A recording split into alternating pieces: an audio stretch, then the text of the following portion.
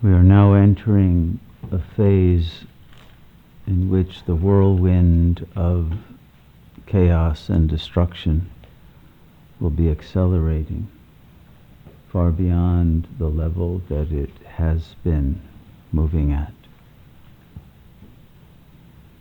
And because reality is fractally structured, whatever is happening in the macrocosm will be happening in the microcosm. And so the consciousness must be established in its level of absolute presence, not focused in the relative, not identified with the changing mind of the ego, but functioning as the witness from that place of wisdom, of strength, of clarity, of love, of purity of heart, that spontaneously responds to every event with accuracy. But the ego will be pulling out all of its stops to try to stop the growth of the consciousness to that supreme level, because it fears ego death. And therefore the struggle will intensify against the intrusion of negative thoughts and the impulses to act in an inaccurate way and to make false judgments, projections, and assumptions that create more karma. We are in a period in which, at the external level, every day more and more of our freedoms are being taken away. The freedom of international travel has been taken away. The lockdowns are taking away ever more freedoms. But we must take away the freedom of the ego to disturb our peace and take away our purity. We must increase the absolute freedom of the self to be unaffected by the relative enslavement of the ego mind. We must liberate ourselves from the internal agencies of the dictatorship of the pleasure principle that only creates more suffering, and focus on the level of self that is beyond all desire and unmoved by intimidation or fear.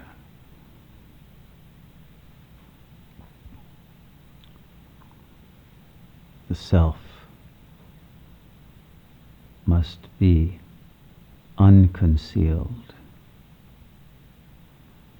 It is the time that the light of God must shine again into the world as it collapses into its own black hole of insanity, of its own egoic intentions having failed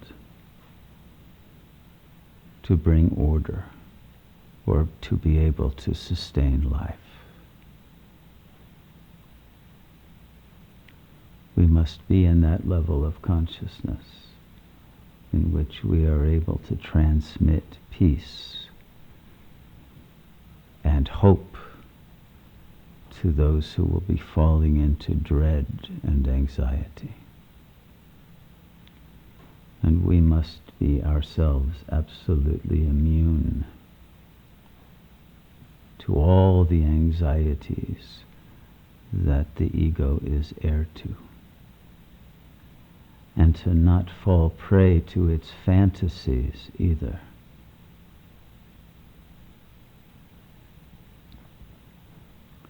And this requires a mind that is in perfect stillness and presence and egolessness.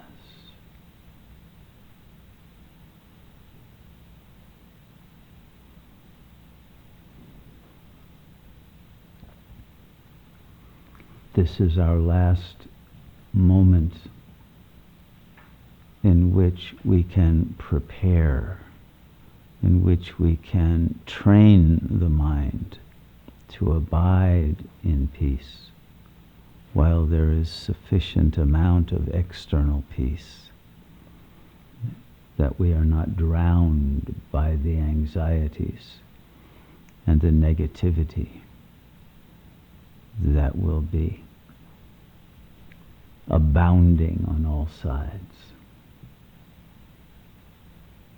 and that will in some ways infect members of the ashram. And we will have to remain very strong and very supportive of one another. Only in unity is there strength.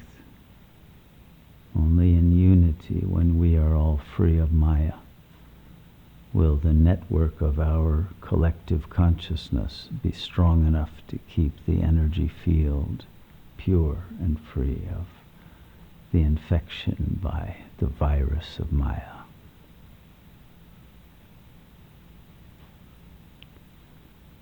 And so it is very important that our mental hygiene be of the highest level,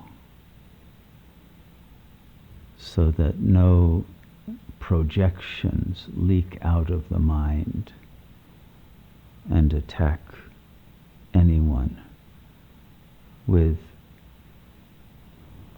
a judgment or a sense of superiority or blame or shaming or guilt inflicting, whether that happens externally or internally. We must be free of paranoia. And we must be free of the intentions of the ego to secure specialness for itself. We must abide in that purity of acceptance that is not hungry for approval or needing to make some mark in which it is recognized, whether in opposition or in compliance. But we must be detached from the phenomenal order and allow everything to flow in whatever way it must flow, without having any reactions of bitterness or anger when there is disagreement with the way that it flows. There must be no residue of holding on to past situations, but remain constantly in the present, in a state of unconditional love, without holding grudges or opinions or negative residues from past events. We must become free of holding on to whatever identity we had in the past moment, or any identity projected on another.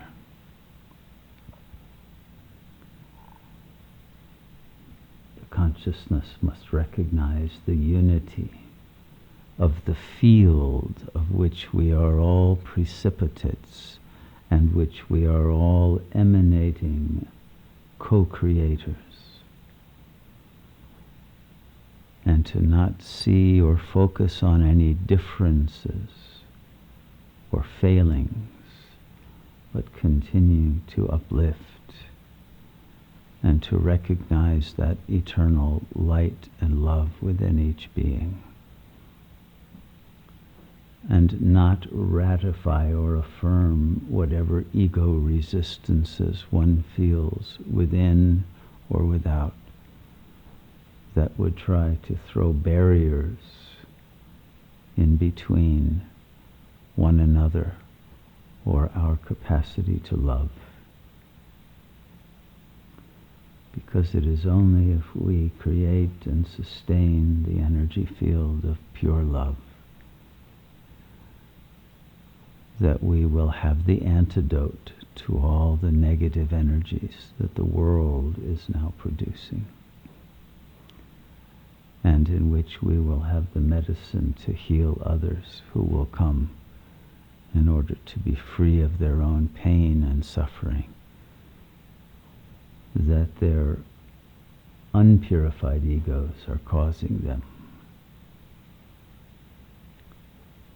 So this is the moment to complete the work of purification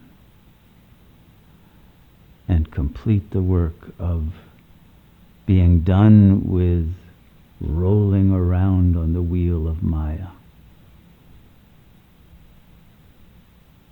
We do not want to be trapped in ego consciousness.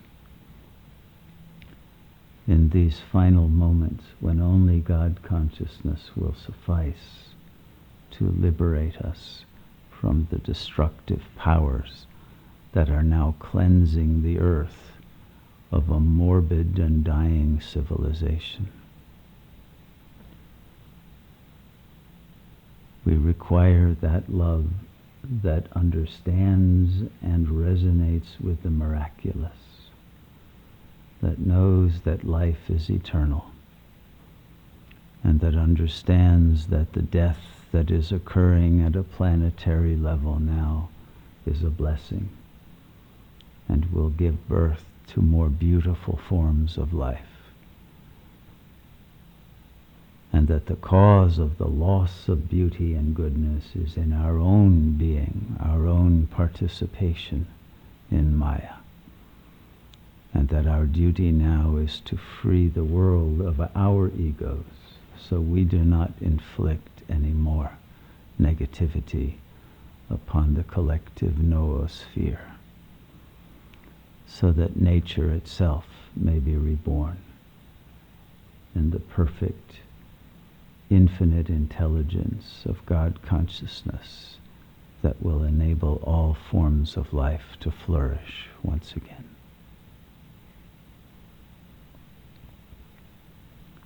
The more that we radiate the beauty of the real self, the more that beauty will be reflected in the condition of reality.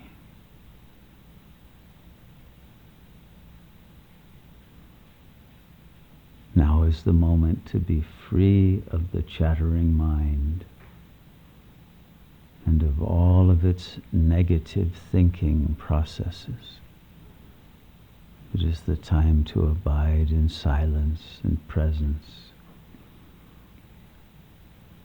and in spontaneous fulfillment of the mission that we have been given.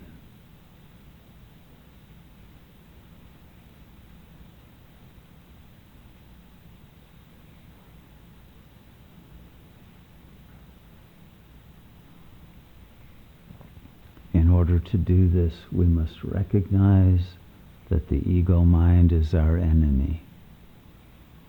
That mind that is always ambivalent and awfulizing and whose will is paralyzed and that deceives itself constantly and that cannot trust its own intentions or keep its promises, that must be dissolved, and all traces of its sanskaras must be burned forever. Each of us has that sacred duty. No one else can do it for you.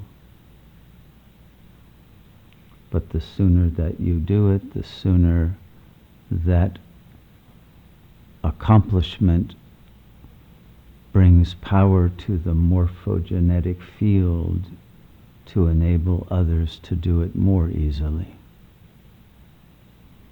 And so it is a great gift, a great offering, a great act of love to dissolve whatever remains of the ego and all of its limiting beliefs and all of its egocentric, narcissistic selfishness that prevents the generosity of our real nature from emerging. Now is the time to know who we really are and what we are capable of as divine beings. It is time to die and be reborn.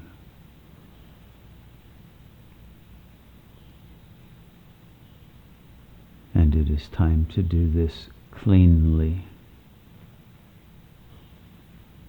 and without delay. A dream deferred is a dream denied. What must happen now. May you all have the strength, the clarity, the goodness, the power to sacrifice what needs to be sacrificed, and to cultivate what needs to grow and to become the reality that brings a new world into being.